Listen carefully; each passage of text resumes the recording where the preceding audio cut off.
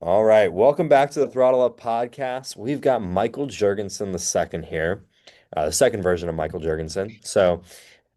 We've got him back for the first podcast.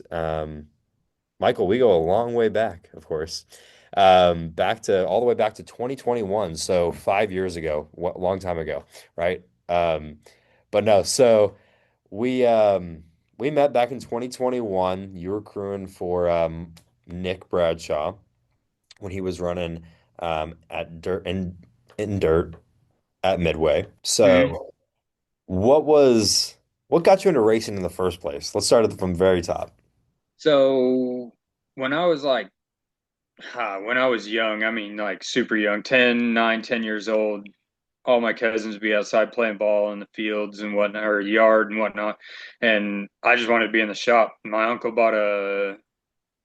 he bought his first car here in Missouri in like 1999. And Okay. we went asphalt racing in the year 2000 with probably the heaviest modified out there at the time. I mean, that thing probably weighed 3,000 pounds. We were absolutely the heaviest car, but it was a start, getting getting everybody into it out here, and then they put together a Monty for the back then it was the bomb squad, and Um, but back then you could only put like a 4 point cage in. I mean, the thing basically had to be road legal still. yep.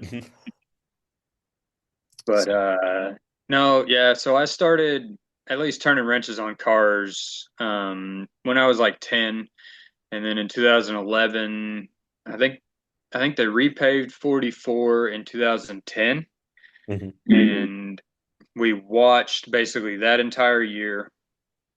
2011, we went and bought a modified out of Florida, and my cousin Chris jumped in the mod. I My uncle gave me the opportunity to get in a street stock, and it's just been hammered down since then. So we met in 2021, and this is at Midway Speedway.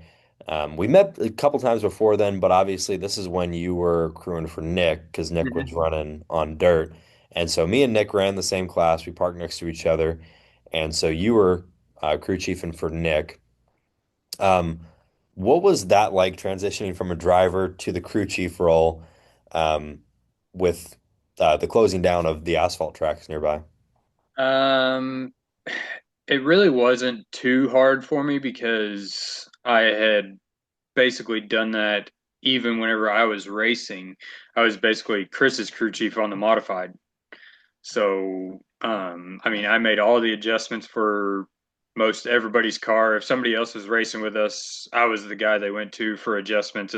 So, I mean, I was kind of a crew chief for everybody from, the time we started up until even today, everybody still comes to me for asking about adjustments and things. So, Yeah, and now you're the guy out running out front, so now everyone's got to know what you're doing. So yeah. yeah, absolutely. And I mean, it was a good because Nick needed somebody to kind of help him kind of learn the ropes of dirt because he didn't. I mean, he was asphalt. And did you ever run dirt before Nick started racing dirt? Nope, I never did. So our team had a dirt mod and a dirt, well, they still called them bombers then. It's Or stock? basically a pure Yeah. stock now. But we had two pure stocks back then. Actually, the car I drive now, my 88 car, we built that car in 2004 to race at Midway. Yep. And now, I mean, obviously we've made a ton of changes and whatnot, but now it's winning races on the asphalt at I-44. So Yeah, those pure stocks and the Hornets, especially, you can run them on both dirt and asphalt. The street stocks, you got to do a whole bunch of stuff to them. But Hornets, I mean, I ran an asphalt Hornet for 2 years on dirt and did pretty well. So um, those are always fun to go back and forth on. So you said you started racing in 2011. What was that first season like getting behind the wheel? How did you feel your first race? What was that first year like?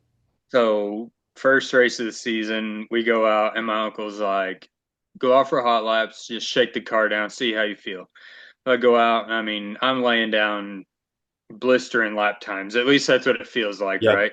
Yep. And so he's like, all right, heat racing feature, just go up to the booth, tell him you're starting tailback because this is your first race. You've never ran before, whatever. So I think heat race, I go out there and finish. I start tailback. And we probably had 15, 16 cars then. So for the heat race, I start eighth and I finish second or third in the heat. Dang. Yeah. And so he was like, well, so much for taking it easy. And I was like, all right. So go out for feature time, start dead last, 15th, 16th, something like that. I drive all the way up to third, spin out, go all the way back to the back again, drive all the way back up to third, finish third in the race. And so very first race, make the tech shed, whatnot, you know. Well, apparently we Okay, never lucky. Okay, okay, okay. All right. Yeah. Apparently, we never read the rules because I go through tech. First thing they check opening night if you have an open rear end or a locked up rear end because we were supposed to run open diffs. Yep. Nope, never took the lockers out. So get DQ'd my very first race. Well, there you go. So I went from the highest of highs to the lowest of lows in just, I don't know, 5 hours, something like that. So Less than that. yeah, Yeah. I mean, we've all been DQ'd at least once. Well, I mean, I think everyone has. yeah. Because And yeah, it's you're like, "Oh, yes, finally good run, let's go." And then just all of a sudden you get yeah. swept away. So, how'd the rest of that season go? Like, did you keep up the consistency of running up front? Yeah, I think I mean, top five most every night for sure, which I think surprised a lot of people, especially with, whenever we went back to asphalt racing, we really didn't know anything as far as the setups and stuff go. Like, all the things people had changed from the years whenever they ran back in 2000, you know. Yeah. So, my first year, I mean, I had to learn a ton, but I actually got a win my first year, but it was one of those things that was kind of given to me, but um a win's a win at the end of the day. There's still a trophy for it, and um Yeah. but no, I mean, we finished I want to say I finished third or fourth in the points that year. So, I There you mean, go. it's not a bad. I mean, obviously, it's not bad for your first year. You know what I mean? I still Yeah. wasn't rookie of the year. I don't remember who got it that year, but yeah, it was a good time for sure. And then we went on a huge dry spell of no more wins until 2016. But I mean, 2012, 13, 14, 15. I mean, I just did a bunch of learning, asking questions, people and finding the right people to ask questions to because not everybody wants to help you. Yeah. It's Racing's changed a lot in this day and age compared to, back in the 2000s when my uncle and them ran. Like, we were going through photo albums and stuff. I mean, he's got pictures of, modifieds. I mean, every bar in that car, from everybody that was in the pits back then. They were like, "Oh yeah, go ahead and take pictures, whatever you want to do." So it's changed a lot now. Now if somebody comes down and wants to ask a question, they're gonna be like, "Man, get out of here." You know. Well, I mean, I haven't had that experience, so I don't know what you're doing wrong. I mean, so you're saying that mostly racing's become more closed off in the last 10, 15 years? That's what I feel like. Yeah. It's especially some of the guys that have been doing this for a long time or have a lot of money in their cars or whatever. Yeah. They just don't want to show off like what they've got. They don't want to tell their secrets. And like for me, I've got I mean phone numbers from all the street stock guys and whatnot. I'm like, dude, if you've got any questions at all, I said I will send you my scale numbers. I mean, I don't care. I'm not hiding nothing. I want it to be competitive out there, and Yeah. so, I feel like most people help me out, but also I don't ask that many deep diving questions. I get like a good scale number, and then I'm like, okay, how do I do this? Because Yeah. or I'm doing this, how can I help with this? And so most people kind of help me out on that front, but I definitely, when I raced stock cars on dirt, there were quite a few people that were like, yeah, get away from here. What are you doing here? Mhm. And it was like, okay, well, we're running one of the bottom classes in the a random dirt track in Missouri. What do you mean? Like this is not the Daytona 500. I'm not going to be if I beat you, I mean, if I give someone else some props or some advice or something like that and they beat me, that means I need to get better. So, Yeah, I al- exactly. that's what I always take from it. Hmm. Uh, and a lot of people do as well. So, but yeah, racing, how was the struggle of not winning for many, many years during that time? What was that struggle like? Once you get that first win, you're like, man, now it should come easy. Yep.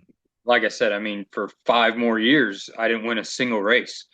And I was lucky to finish fifth then. It's like everybody got better and better. And I was not.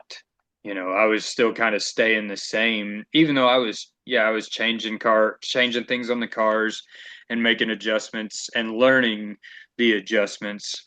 It was still a lot to go through after, like I said, after you win that first one, you get that trophy, you're like, man, now it's game on, and Yep. you go for a, I mean, you're on the struggle bus at this point, you know what I mean? You go 5 years without a win, and you're like, oh man, this sucks. Yeah. And the thing is, a lot of people they'll ask you like, "Oh, your coworkers, they all know you race." So like, "Oh, you race this weekend? Did you win?" And it's like, well, like there's so many factors that go into winning. And like if you play stick and ball sports, well, if you play this weekend, you got a 50-50 shot. Well, every time I go out on the track, I have a 1 in maybe 10 or 15 shot. And then, well, you have a factor of, well, this guy's got a lot more money in his car. So now your chances have gone down more. Yeah. And so like I'll finish fifth some nights and I'm like, damn, I feel really good about that performance. Mhm. But there's times I'll finish second, I'm like, I hated that. Like, because there's some nights that feel like you got a really good field and you just don't have the car or the tires. I mean, you could have had the best night ever, but if you had two race old tires, someone had brand new tires, well, there goes your night. Yeah. Yeah, So, that was something I was going to ask you, because what's it like for you knowing that you've got B-Dub and Dylan and I mean even Jimmy that's even got probably even just I mean they've all got probably a lot more money in their cars than you would. yeah. And so what's that mentality like every week knowing, man, I'm probably like third, fourth, fifth place unless something bad happens. Well, I can use technically I run a Pro Late model. So Hmm. I'm 100 pounds down, but I run a Pro Late model. I can technically say I was the best Pro Late model tonight. I Hmm. was also the best guy. Well, anytime I go out there, I was the best guy almost anytime I go out there. I was the best guy that had a above 10-year-old car. I was the Yeah. best one out there above 15-year-old car. I was the best one out there that doesn't have a four-track championships at the track. Hmm. I was the best one that doesn't have like, and also when Dylan went and ran Colorado, he half-tracked the field at 75 laps into the race, Yeah. which I'm like, I'm looking at that. Well, a week before, I had this problem, and this problem, and he didn't lap me in a 30 lap race. I'm pretty happy with that because he went on a national super late model race and did not, I mean, he did amazing. So you kind of have to just take everything with a grain of salt and use that to go forward. Um, I mean, anytime I talk to a NASCAR guy and they're like, "Oh, um, what year is your car?" And I go, "Oh, 2001," and they're like 2011 or no, 2001. Yeah. So that's where it's kind of like, and they're like, we wouldn't even run a 2011. What are you doing? Yeah. So that's kind of my pride and joy there. But yeah, you just kind of have to take each race with a grain of salt because also you know those guys are going to stick your up every time. You know that they've got a lot more equipment, um, but you just kind of have to take that and say, well, I'm going to be as good as I'm going to be every night. And I've always been of the mentality I'd rather race against the best and be the worst than race against the worst and be the best. Mhm. So as long as I'm challenging myself, that's all I care about there. But um, how do you feel winning all the time? I wish it was easy, you know. Yeah. 2017, it was easy.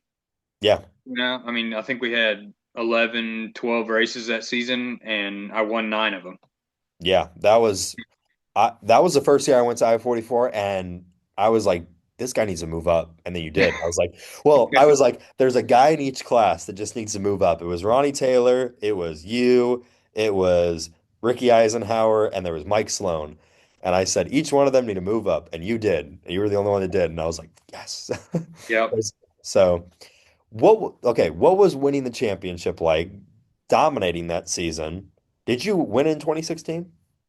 Yeah, we won Yeah. three races in 2016, which I won those in the car I'm in now, the 88, and then 2017 we had a dirt factory stock that we traded to a guy in Illinois for that double zero car that Chris Johnson drives now. Yeah. And I jumped in that car 2017 season, and I mean, just absolutely dominated that year. I Yeah. mean, you know, we were just talking about it last night down in the shop that, I mean, midway through the season, they were in the tech shed every week, like, you have to add weight because you're dominating. And then we add weight, we go out and set the track record the next week. Maybe like add more weight, I'd set the track record. Add more weight, I'd set. I mean, at some point, I weighed 350 pounds more than everybody else on the car or everybody else on the track, and I still set the track record. So That's how you know. That's how you know you're like, okay, all right. What's going on here? mhm. So, I mean, and then okay, that same year, I remember you transitioned to race modifieds. Mhm. Um, what was that transition like? And did you feel like racing the modified helped you in the street stock? It makes me. So I'll answer the second part of the question first. After driving the modified, it makes me a more out of control street stock driver just because I kind of know how to push my limits just Yeah. that little bit extra because of the speed the modified had versus the speed to weight ratio in the street stock. But I know I can drive the car deeper than everybody else, and I can, I can do all the things better now than what I could before. Yeah, absolutely. The transition, though, it was hard. I mean, you're going from a 3,200 pound lead sled, as I call them, to I mean, it was a 2,500 pound rocket. Is really Yeah. what it felt like. I mean, the way the car drove, the way it handled the bite you would get off the corner because the rear ends are able to move, and all the adjustments, and it was a totally new ball game to learn all the setup stuff because you could move trailing arms and the third link, and I mean I mean, I can't even imagine what a late model is like because I've not really dealt with a bunch of those, but I'm sure it's got to be pretty close. You know what I mean? Yeah. Well, and so transitioning from the dirt pure stock that I was running to the asphalt late model, I feel like I went from the least gripped up car that you could ever race because there's basically no suspension. There's the suspension in it, it's trash. Um, and you're racing on like a tire that's small. You're racing in a car. Yeah, I mean, I didn't have the best car, so I had the least gripped up car I feel like I could have ever had. Then going to late model, it was I felt like I could push the the pure stock more because of the late model. And just like you said, whenever I've gone up a class and I've gone back down, because I've always been able to do that, um, you feel a lot more comfortable Hmm. because now you push your limits, you push outside of your car that you're currently racing. You're like, oh, I know how to do that. You get back in it, you have so much more fun, it feels like. Did Yeah. you experience the same thing where you're more Yeah. fun in the street stock? Yeah. Like, and I'll tell anybody right now, the street stock is my absolute favorite car. Like, if I never, well, I can't say if I never drove anything else, but if I if I had to choose, if somebody came up to me and was like, "Hey, we're gonna run, we're gonna run a Charger, a street stock, and a modified. You get to pick one. What are you picking?" My absolute all time would be a street stock.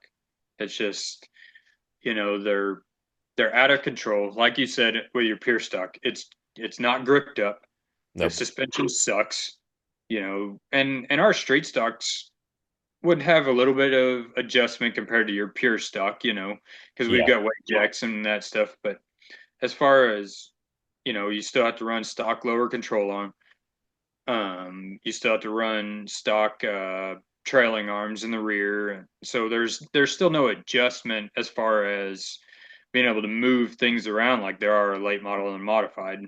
Like you could put rear steer in the car and you can do all these things on the upper classes where a street stock is you have what you have and Yeah. figure it out. Exactly. And I still want to drive a Crown Vic. I want to drive a street stock because I just want to feel um, a heavier car on dirt because late models are so gripped up. They're so, I mean, I don't know how much it compares to a modified. We can probably ask Richard Lewis or um, Tim Swearingen or anybody else that don't race anymore. But it's so gripped up. It's so like I mean I've talked to you and I'm like I can't get the car loose. And it's Mhm. like because I'm one I'm still trying to get as loose as a pure stock because that's what felt comfortable for me. Yeah. So it I mean it's so it yeah, I want to drive a street stock or a Crown Vic just to like feel it get slide, let any like go deep into the corner and just let it hang out and experience that. But That's kind of a modified because, yeah.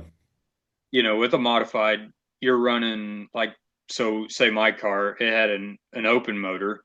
It's Hmm. just a 355, 444 horsepower is what it put on the dyno with 8-inch tires weighing 2,500 pounds.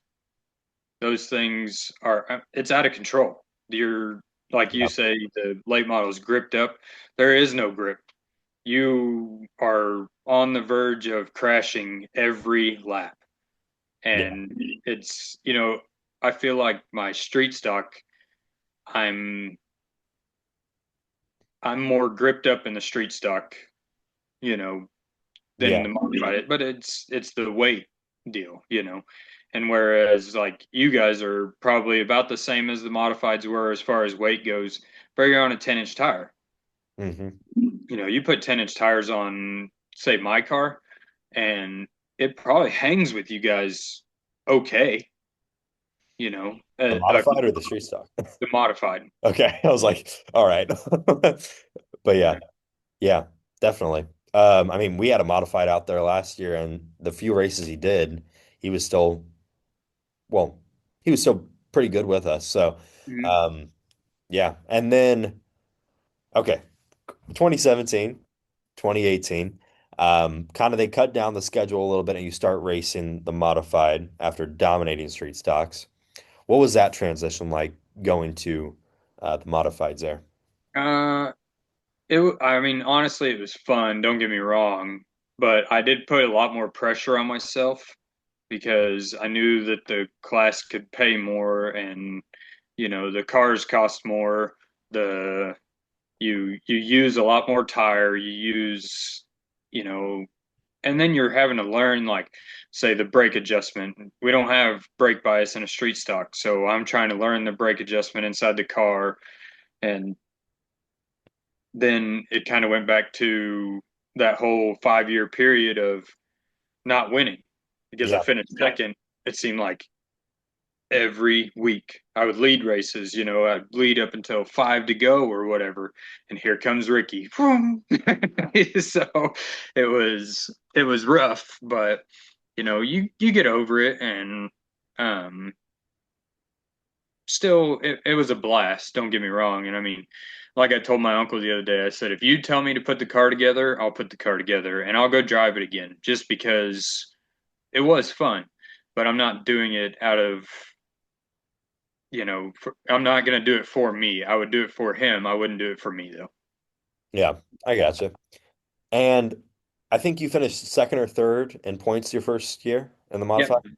Finished second and rookie of the year first year in the modified. So There you go.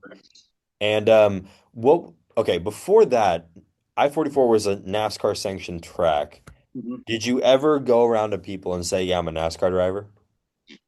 No, I never did just, flaunt that around really. It wasn't anything that to me for me it wasn't a big deal, you know what I mean? Because Yeah.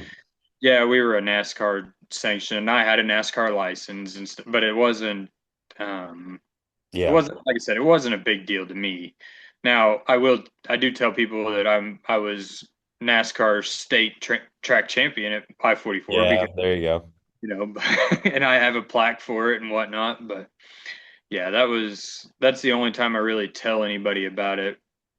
That Yeah. whenever we were NASCAR sanctioned was I want a state track championship under NASCAR sanctions. So Yeah. You were Division 3 or something yeah, and state champion. There you go. yeah, That's pretty damn cool. yeah.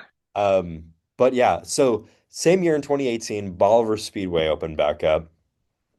Did you race any at Bolivar that first year when it opened back up? I'm trying to remember if we went the first year or not. I can't remember, but Bolivar was a totally different animal than I-44.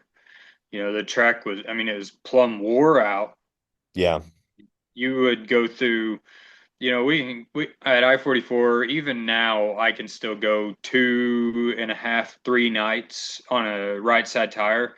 And you were lucky to get one night out of all four tires over at Bolivar. I mean, that track would just eat tires off the cars. So it was what they would call a driver's track. Yeah. You had to know how to drive a car and get around that place.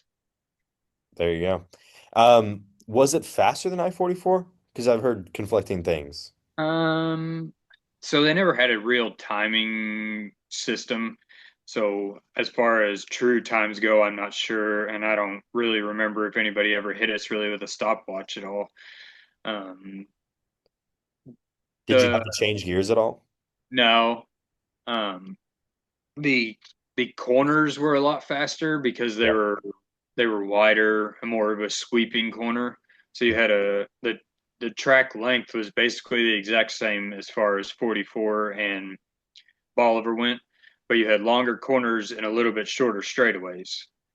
But Yeah. Bolivar was super wide. I mean, at least I felt like it was. It seemed really wide. Minus you have a wall all the way around the track. Yep. Whereas 44, I mean, the closest the wall is down the front stretch, and it's right there. As far anywhere else, the next closest would be down the back stretch, and it's probably what 20 foot away from the track. Yeah. So the the track felt wider, but it also felt narrower just because of the wall. It was kind of contradicting, but Yeah. Absolutely. And then at Bolivar, I've also heard that you come out of turn 2 and you think you're going to hit the wall, but keep your foot in it, you'll be fine. Did you mhm. experience the same thing? Yeah. So, and Bolivar was really weird. So I don't remember if I drove the street stock at Bolivar at all. Well, yeah, I did. I did a couple times, but I modified it. I mean, coming out of two, especially, like you just start to feel that car like start to dig the right rear digging, but it would still be like sliding out towards the wall progressively, and you're like, stop. going to the wall because it'll suck you in. It's just like I don't know if you've ever hit the wall at 44 or coming out of four, but um I did our last race. I mean, I smoked the wall coming out of four at 44 because the if you get so close to it, it's like it just sucks you in. I mean, you'll bounce off of it, and then like I said, I mean, I smoked it that last race or that last week, but Yeah. Bolivar, I had more of a problem honestly going into three because if you didn't hit it right, there was a weird transition because the Yes. pit exited on at the top of three, and you would go all the way around three and four to exit the track. So there was a weird transition up there. You had to hit it. You had to get away from the wall before that transition. Um, but turn four to me was weird because you would come out of the corner still on a bank, and if you slid up too far, it would flatten off really hard because that's where the pit entrance was, or the track entrance was out of the pits. So I had a harder time with turn four than I did turn two. Yeah, definitely. The track looked, I mean, I-44 looked more conventional, Mhm. and then Bolivar just looked, it was like, oh, if you hit something wrong, you're going for it. Yeah. So, I mean, I saw a few videos where Justin Blake, he dipped his right rear trying to get on the outside of Eisenhower a couple times and just spun it out. So, Mhm. it was, yeah, I always wanted to race there, but unfortunately, it tore up the asphalt. So, Yeah. still bitter about that. Ha, I don't know if don't you are. worry. We all are. As soon as I saw it happening, I was like, those, you know, Yeah. I had some choice words for him, but it's Yeah, and part of it, unfortunately. yeah, and the thing was, it was like the you get drivers to buy cars and then you just tear it up Hmm. because they said they were going to post a schedule for the full year. They did, and then all of a sudden they're tearing up the track. Yep. Which, or do they even use the full 3/8 anymore? So I don't know that anybody's even running Nope. out there. No. Period. Well, I I know think they have. they tried running the 3/8 big track, but last I knew, it was so rocky that nobody would run on it Yeah, because it's giant rocks all throughout the track. So yeah, ridiculous. And then 2019, third in points, in the modifieds. Um, I-44 had a more broken up schedule that year. Um, and what was 2019 like in your eyes? Do you remember that at all? uh, not a whole lot, honestly, because if I remember, I wasn't. No, the year Bill Allen had it was the COVID year. Yep. 2019 was just kind of a blur. I mean, I think I run the mod majority of the time. I think I run a few street stock races. We put on a pretty good couple of pretty good shows with Trevor Eisenhower in the street Yep. stocks. I think me and him run side by side for 15 laps the entire street stock race one time. I'm sure the guys behind us hated it because they could never do anything with us, but I mean, I think he beat me by 6 inches that night. We both pulled up to the flag stand like, who won? Yep. Been there. Totally understand that. So the COVID year, was 2020. Um, what happened that year for you? Uh, so I think Bill Allen had the track at 44. Um, there were some things that went on that probably shouldn't have, as far as um, the track. So Bill was leasing the track. Um, the track owner, I think he had a deal with like CRA coming in and whatnot, and there was just some things that people didn't agree with and whatnot, but it things happen. Whatever. It Yeah. doesn't matter at this point, especially now. I mean, that was 6 years ago, whatever. Um, I think we only ran 4 or 5 races that year. Um, Yeah, it was only four. we we pitched in, our team for sure. We pitched in a bunch and helped Bill. I mean, we bought. I think we bought him an entire pallet of Speedy Dry because he didn't have any. We bought him. We went to Lowe's and bought Lowe's out of brooms because he didn't have no brooms. He didn't have, when the previous promoter left, they didn't leave him with anything. So Bill was trying to. He wanted to give us a place to race, but he had nothing to help us out, and so we did what we could to help. Um, and it was a good few races that we had. I think it Yeah. was it wasn't anything extravagant, but it was just a good time. Yeah. Absolutely. And I think the two CRA races they had were really good.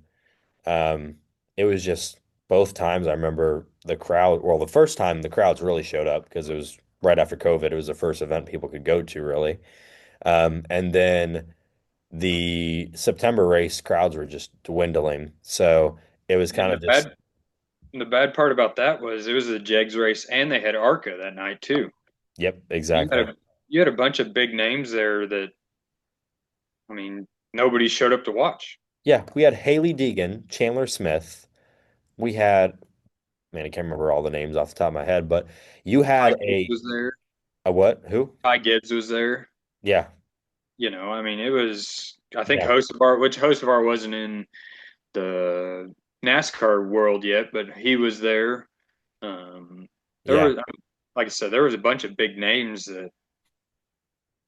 And it was such a fun night from my memory because my car raced, and that's what I say to people. I'm like, yeah, my car that I race or we raced my car versus Carson Hocevar in 2020 when he came and down and raced. So I didn't race it, but obviously I was working on it. So um, yeah, unfortunate year, but it was good to kind of have one last showing before I-44 kind of closed its doors there.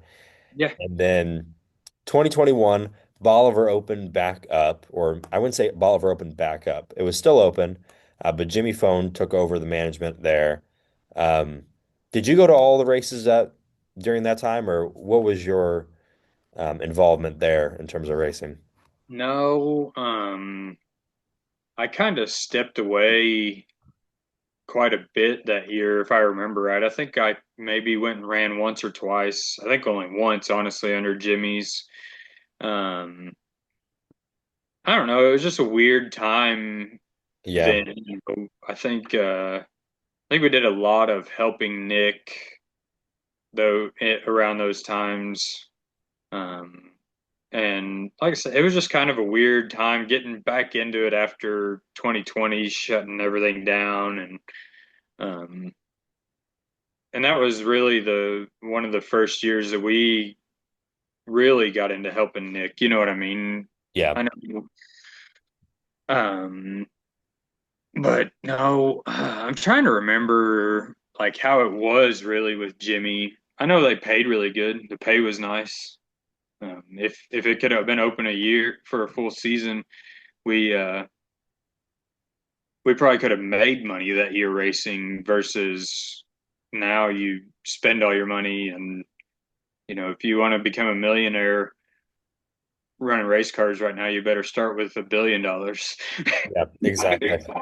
Or find a billionaire and rent out a car too, because Yeah. it's insane what people are paying for rental rides right now. So that's why I kind of started my own. Yeah, 2021, I remember I kind of fully met you at Midway Speedway when we had the Young, Dumb, and Broke racing crew with Jason Calton, who was 17, me, I was 17. Yeah, I was seven. Damn. Racing young. Aaron was 15 or 14, and then Nick was 22. No, 21. 21, yeah. Yeah, 21. So we were all just kind of racing Hornets, kind of just we weren't the fastest of the Hornets, but we were good. It was a good show between the four of us and then a few other people that show up to race Hornets. Um, Remember Aaron getting his first win. That was pretty cool. But um, what was Yeah, what was that whole year like, at least for Nick's side? We had a good year. I mean, that was a basically a brand new car to him. I think he had ran it maybe maybe those like four races in 2020. He bought one of the Albright's cars, and it was really, like I said, it was really a good car. It was an old pushrod car still, but Yep. it had some stuff done to it, and it just ran really good. And like I said, it was good for him. Um, it was. I don't know. I mean, it was just a mediocre year as far as like for Nick went because I mean we were transitioning from asphalt to dirt, and like I said earlier, I have zero dirt experience. So Yeah, I mean, I was running Nick's old car, Nick's old car. And it was difficult to run the dirt stuff because you wanted to run asphalt, but I didn't change anything on my car Mhm. to run dirt. And um so what I gotta ask, what was your first impression of me at Midway? You can be honest. Man, I don't. So honestly, I don't really remember. I do remember we had some conversations. I think through Facebook and stuff. Because if I remember right. We maybe even had rate. Did you do iRacing like well before? No. So my first time iRacing was in 2022. Oh, was it really? Yeah. For some reason I thought it was before then, but No. I think we had had some conversations through Facebook Messenger prior to 2021 Yeah. I'm because I trying to go knew. back through our messages and find when we first started, but we Yeah. messaged so much that now Mhm. it's just loading. So, Yeah.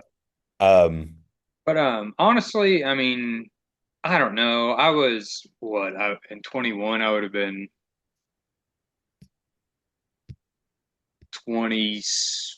27, 28. Yeah, I would have been 28. And so just hanging out with all of you guys as like, I mean, you all were kids, I yeah, mean, pretty much. everybody was still in school besides Nick at that point, you know what I mean? Yeah, And so I mean, to me, you guys, I didn't have anything against you guys per se. I just kind of wrote all of you off as kids, and you're just out here to have fun, and that's what it was all about. And I felt like that's what you guys were doing was having fun, you know. absolutely. Yeah, I'm of the opinion if you're not having fun doing something, why are you doing it? Hmm. Um, Even work, I feel like you should have a little bit of fun with it, and um, be a little bit careless with it, or not careless, but just have a little fun with Yeah. it. So, um, yeah, I mean, it was good. So, 2022, did you do any racing 2022?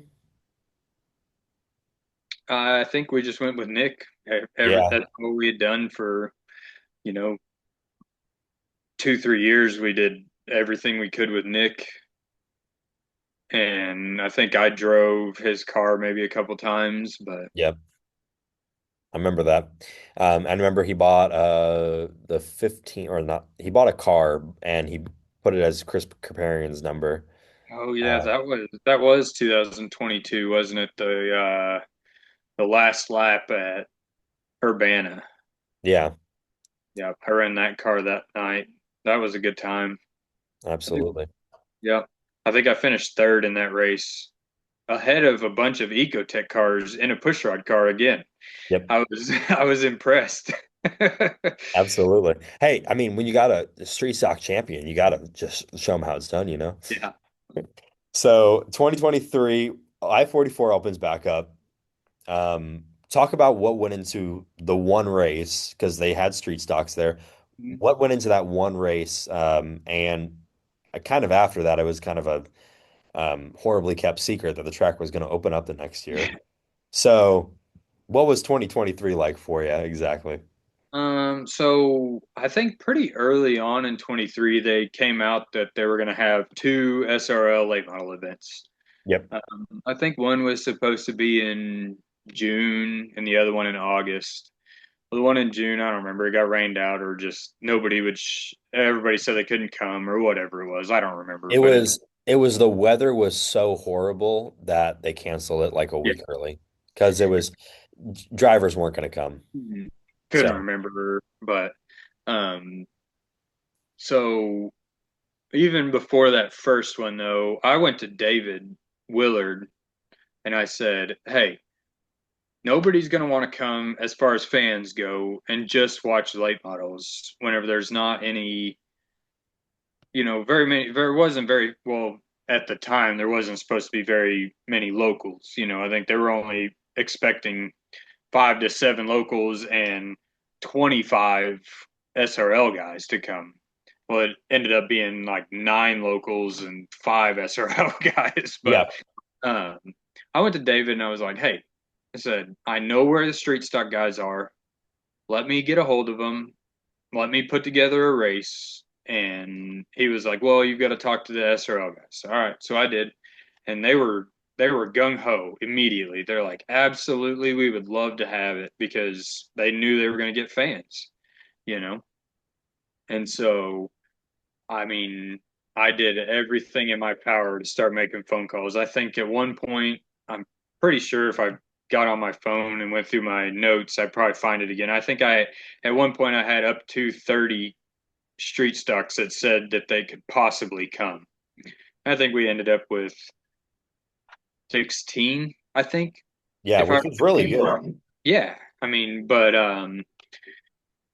man, going through finding the sponsors and stuff, I took on a promoter's role Just for for one race. that race, and I I don't know that I would ever want to do that again. To be honest, I mean, it was hard. You go around asking people for sponsorship for a race, and they're like, no, there's no question, no, what about this or what about no, that's all you get, straight up. Nope. I'm like, well, come on, guys. Like, I need some help here. But Yeah. it was tough. I think we finally come up with $4,700 as far as a payout would go. Because SRL kept all of our pit pass. So the Oh, money I paid was the money that I gathered for um for the drivers, and we were able to put 1,000 to win on that race. And I think we started with I think by the first night we had 16 cars. I think we had a few guys have engine issues or other things. I think we started the actual race night with 14 or 13 cars, and it ended with like 4 yep. because everybody's cars have been sitting for 3 years, and they just nothing was ready, but Yeah. uh, Riley and Trevor, they put on a heck of a show. Um, and then I think only one of our cars, Chris Albright, was driving the 01 that night, and that was the only car of ours that finished. And we brought 4 of them ourselves, so it was a rough night for us, but it was a good night. I was by the time the night got over with, I was pleased with how it went, honestly, because I mean the amount of time and effort that I put into this, it was a lot. Yeah. Absolutely. And then the pretty much everyone knew by the end of the weekend that I-44 was going to have a promoter by the end of the year, or something was going to get announced that I-44 was coming back. Um, what went into getting those cars ready to go for the next year? And I believe y'all brought 5 or 6 cars the first night. Um, what was that whole process like getting ready for 2024? Getting 6 cars ready to go was tough because and the biggest problem was 5 of them are street stocks, and then you got Nick's car. Hmm. Oh, and I forgot we had Big Nick then too. We had 7 cars coming out of the track, coming out of the shop that year. So we had a Crown Vic, a Charger, and 5 street stocks, and getting Yeah. everybody's cars ready. Getting, I mean, and the tire situation was garbage, and everything just everything sucked. Honestly, it's just the way it is, But Yeah. we uh we made it work and went out guns blazing. Yeah, absolutely. You came I back. think Yeah. I came back, won another street stock championship. So you had two under your belt after that. Um, and what was, I mean, coming back, you knew Chris Johnson was going to be good. Did Chris run the whole year that year? I don't think so. Honestly, I don't think he's been able to run a full season since we've been back racing because of he owns his own trucks and he's just not able to be. Sometimes his loads just don't get him back through here every week. So, Yeah, absolutely. So in 2024, you also raced for Nick and his car. mhm. Was that the first time you ran a Charger or a Hornet on asphalt? On asphalt. So actually, I guess I had driven the car that you had Okay.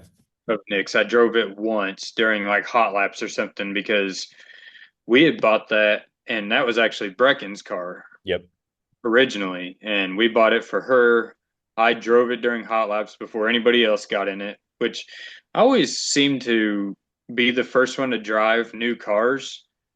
And then and I tell everybody, well, if something happens, at least it happens to me. And I'm like, wait a minute, that's completely backwards as to what you should, the Yep. mentality you should have. But I mean, it is what it is. You know what I mean? Yeah, 100%. But no, yeah, that was my first year or first time actually racing a Charger though on asphalt, as far as, having other cars on track with me and whatnot. Yeah. And then in 2025, you ran a baby grand. Is that correct?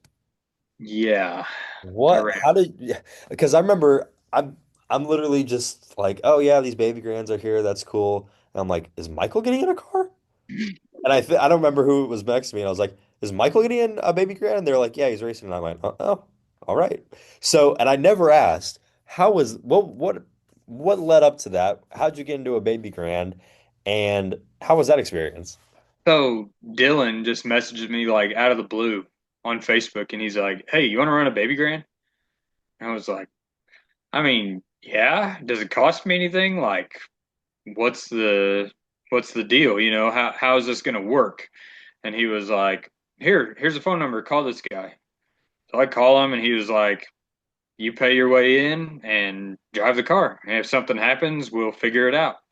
And so it was it was a blast, though.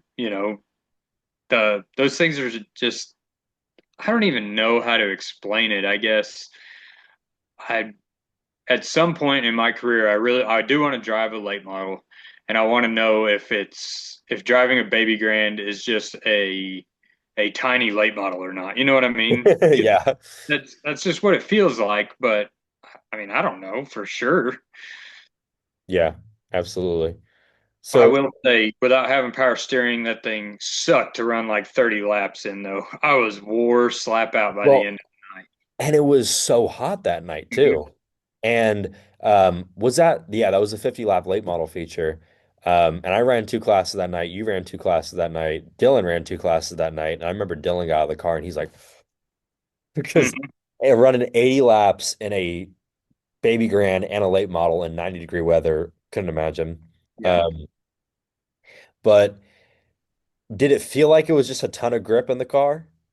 No, no, that thing actually, I think, I think my experience of my modified helped me more than if I would have been driving in a late model at the time.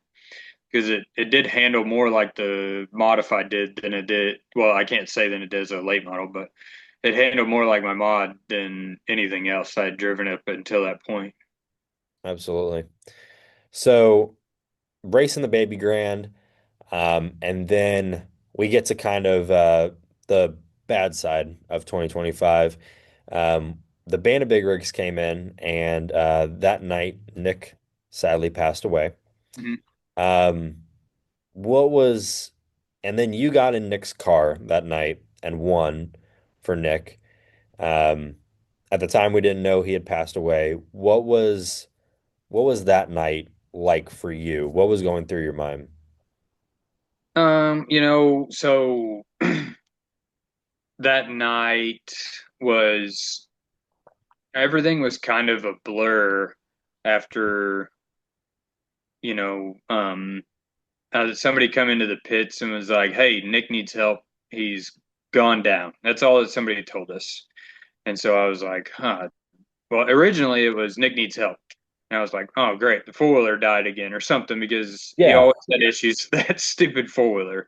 And so as I'm getting like on the scooter to go back up the hill, they're like, "He's down and like needs help bad." And I was like, "Oh, like something's wrong." And when I got there, um, the the fire department was already there doing their thing. Um, and then, like I said, the rest of the night was just kind of a blur because we didn't really have any answers. Um, and then I think it was 3 days later, Yep. was Monday, Wednesday. or yeah, it was. Well, I think it was Monday. I'm because I remember I got calls the same time. I was Yeah. getting calls Monday that um it wasn't looking good, and then Mhm. Tuesday it was decided, and I think Wednesday was ultimately when it happened. Yeah. So yeah, So, but that night, I Aaron or Shane came to me and was like, "What are we doing tonight?" And I was like, "Nick would want us to race." mhm. And I said, "I'm driving the car." So, I we went to the pits, and I mean, I started busting my butt to get the car ready for me to drive because obviously I wasn't supposed to. Yeah, no. And if anyone doesn't know who Nick is, which if you haven't heard, I mean, you're living under a rock or you just weren't racing fan back then. But Nick's a little person. So he needed aids in the car to Mhm. drive. It could be set up for someone else pretty quickly with what they had set up, but obviously you need to take out those aids. So, Yeah. which, That car or this car, it's still the same car now. This one was a lot easier than the one before because the way I had it set up, you don't have to move the seat at all. You only had to put his pedal extensions on, and there was like a false floor that would go in the car so that his feet wouldn't be too far away from the pedals. yeah, It just made it easier for him to get in and out of the car, plus to be able to use the pedals and stuff better. So yeah. Um, but yeah, you won that night. I think, did you win both Street Stock and Hornet, or was it just the Hornet that night, or four cylinder Charger, Bumblebee, whatever it's called? and I can't remember. Um, did I win both? I won. I won both that night, and that was the street stock win wasn't. Well, that night was we all just thought that Nick had an accident and Yeah, we'd be back, at least in a couple weeks, so that wasn't too bad. It was the following race that was the hard one, you know. absolutely.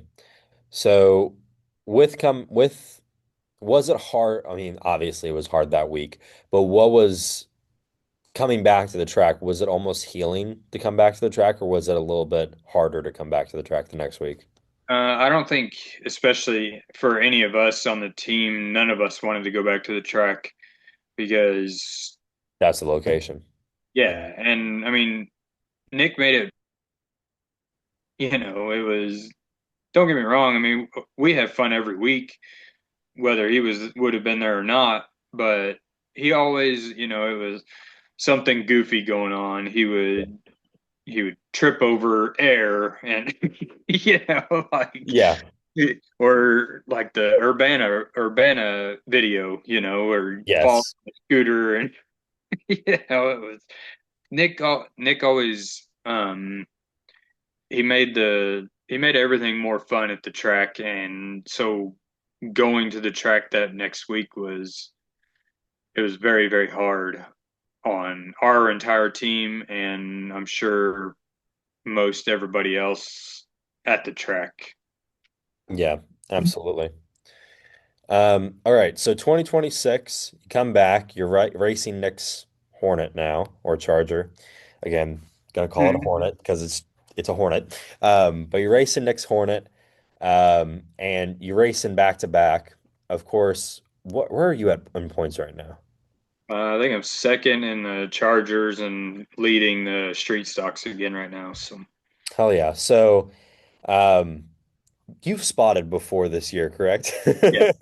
Okay. Yeah, I assumed you spotted modifieds and all that kind of stuff. So you started spotting for me every now and then when I don't have Corbin there. Um, and then what do you think? What do you think about spotting? What's your opinion on spotting? Um, you You know, got you got a opinion? We want for to the hear. for the most part, my only, I guess you could say, disadvantage to being a spotter is you're kind of focused on just one car versus being able to watch the entire race. Like that night, the last night that I spotted for you, it wasn't too bad because I think there was six, seven cars, eight cars, something like that, and everybody just kind of everybody just kind of spread out, and I was able to keep an eye on you and keep an eye on everything else going on. So, but for me personally, I was also in no man's land. Let's be honest here. Like, yeah. yes, but you were the faster one in no man's land. Yeah, yeah. You Like know. the slower cars were all the way back there, and Mhm. then everyone else was right in front of me. Well, Cabe was able to keep about 6 car lengths behind me, but when everyone else is kind of going away, it was like, well, 5 car lengths, 5 car lengths, 6 car lengths, you're good. And So and that's what, even like before the race started, I had asked you, I was like, what information do you want? Because everybody's different. yeah, Some people want zero radio chatter. They want to know clear and inside outside. That's it. And then some people want to know, like you, for instance, you wanted to know car lengths. And then I just kind of threw in like how many laps had been run. That way, in case you can't look up and see the board, which after the night went, you had told me like your visor was giving you fits, your helmet and everything else in the car. You were just yeah. fighting tooth and nail in that stupid thing. So I was like, it was lap like 20, and I'm like, this would be so sketchy if there's anyone around me. But like for anyone who doesn't know, I wear a helmet cam, which I will no longer be wearing after that. But pretty much as you go throughout the night, you're sucked into the seat. So the Hans kind of goes up. Well, when you're sucked into the seat, the helmet's kind of going up on you. Well, at the same time, the visor was coming down and my glasses were also getting moved. So I could like I could see the track in front of me, but like I couldn't see a whole lot. Like it wasn't ideal. yeah. So I was trying to look up and see lap time, or how many laps were left, but I couldn't because it was just a blur in front of me. Because I was also needed to pay attention to the track. So that's why I was like, okay, give me information, give me direction, all that kind of stuff. So Yeah, and so like I said, I mean, I kind of before the race starts for people, if I need a spot or something, I will ask like, do you want a lot of information? Do you want just a little bit of information? How fast somebody's closing, blah blah blah. And then I kind of just gauge it from there. And then, I just kind of reassure, like I would tell you a couple times, hey, you're doing great. Just hit your marks. You're looking good, whatever. Because I feel like for me, if somebody was to tell me that, it just gives me a little bit more confidence. Like, hey, I am doing the right things right now. Yeah. Yeah. And especially you need that. I mean, you need well, racing is confidence, in my opinion. So if you can have that reassuring mind just back there, that helps you. And especially those late models, I mean, I don't know if you felt the same thing in modifieds. The late models are so physical. Mhm. Like you feel after, I mean, the 75 lapper in July, I'm like, oh, all right, well, that's gonna be fun. So I'm doing the neck workouts, I'm doing all that kind of stuff to make sure I'm ready for it. So it's definitely physical on that front. So, all right, what out of all those years of racing, you got 15 years, which sounds crazy to think about. Mhm. Someone can almost legally drive when you started racing. So Yeah. if they were born in that time. So what's been your favorite racing memory?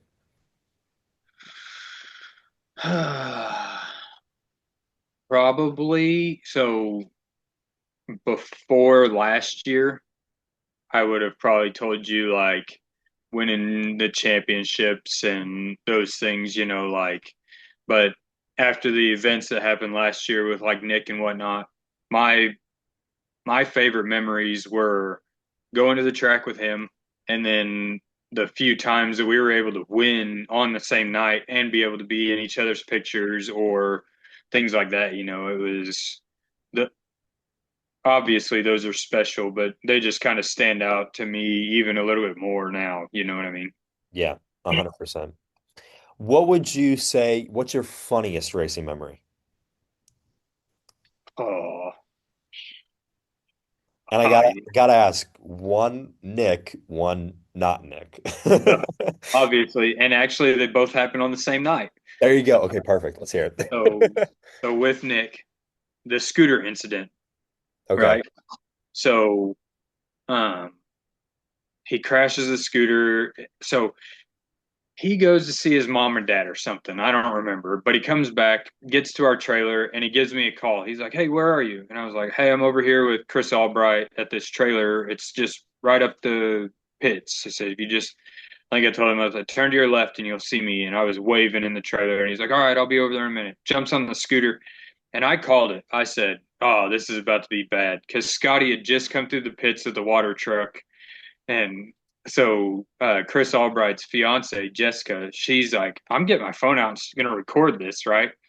So of course he comes across, hits that mud, and I mean just wipes out completely, right? Well, what nobody else knows is I go help him. We get the scooter, we come over, we talk for a few minutes. We're on our way back to the trailer. This dude crashes the scooter the exact same way four more times. Throughout the night. Oh, just going to the trailer. We weren't 50 yards from the trailer. He goes and rides on the stupid mud again four more times and crashes this thing the exact same way. I mean, by the time we get to the trailer, he's like, "Screw this thing, f this thing. It's a piece of crap. I'm selling it. You can have it. What everything you could think of. Yep. He's pissed, right? Well, then uh there's a there's like this nasty pond right in front of where we're parked and he like jumps down in the water and like washes himself off because he's covered in mud um and then so the night goes on and I don't remember, it was right after heat races, I believe. Like it comes a torrential downpour, Hmm. right? So they're getting the race in no matter what. Doesn't matter. They did not care what time it was. What I have no idea what time it was whenever we finally took the green for the feature. All I know is I was passed out in the trailer floor.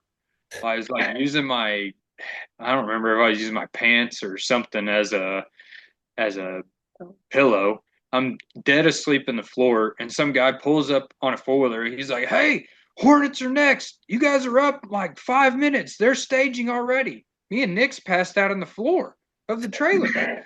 I mean, I mean, you've been around Nick. It takes him, I don't know, good 5 minutes probably to get in the car, right? Get strapped in and good and tight and everything else. So I'm rushing to get in my car. Then I'm like, well, crap, Nick needs help. So Tia's doing what she can to help him, and it was a mess. But yeah, that's probably the most funny memory was. And the bad thing is, it all had to do with Nick and with both of us together sleeping. And Yep. but yeah, it was a good time that night. Absolutely. I mean, I remember, so you were there for USRA Nationals, right? Mhm. So do you remember me sleeping in Odell's trailer? No, I don't. I don't know why I don't. I guess, but I yeah, because we rented those first two spots, and Aaron parked in one of our spots because I don't even remember why we bought two spots. I don't know if we thought we were going to bring two cars or something. We didn't even have two cars at that time, but Yeah. yeah. Well, might as well buy one for your friend or something like that. Yeah. But yeah, so I remember I was all the way across the pits pretty much. Like it was uh, You uh were like over in the gravel, weren't you? yeah, I Lewis and Clarked it over Yeah. to so it was like both nights, I think we ended at like 3 o'clock in the morning. It was insane. Hmm. So the first night, I was able to stay up, but the second night I needed to go to sleep. So I went to sleep in Odell's trailer, and somebody wakes me up and goes, "Hey, we're about to go out for um, Hornet race," and I was like, "Great." So I moseyed on over to my pit, got in my car, fell asleep in staging again, and then I woke up when Nick fired his car right next to me. Hmm. So yeah, getting a good nap in at the racetrack is always really good in my Yeah. opinion. Yeah, it's always good luck when that I happens. And I don't then, know. I don't know about you, but even at 44, I mean, I will almost like be dozed off in staging lane, like before the feature, typically, like, yep. and you just wait for the car next to you to fire up. You're like, oh, geez, okay, I'm ready to go.